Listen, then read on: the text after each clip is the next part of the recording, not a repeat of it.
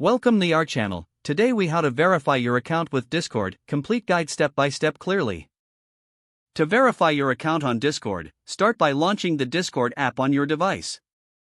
If you don't have the app, you can also use the web version by visiting discord.com. Log into your existing account or create a new one if you haven't already.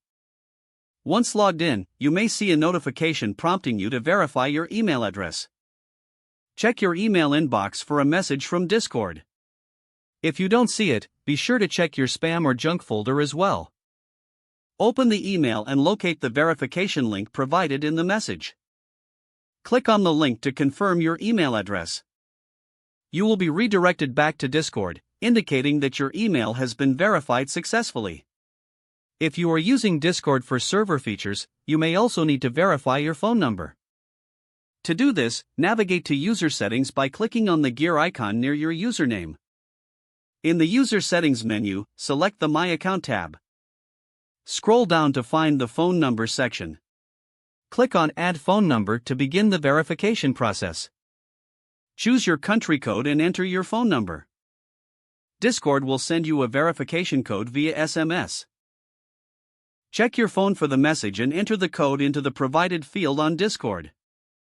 Once you've entered the code, click Verify to complete the process. Your account should now be fully verified, allowing you to access all features on Discord. If you encounter any issues, refer to the Help Center for additional assistance. Being verified not only enhances your security but also unlocks the full potential of Discord's features. If the page does not load, refresh the browser or try again in a private or incognito window. Make sure you are using the correct email address, then retype it carefully to avoid small typos.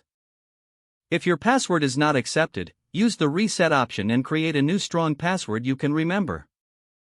Check your spam folder for verification or security emails, then complete any requested confirmation steps. Enable two-factor authentication if available to improve account security and reduce unauthorized access risk.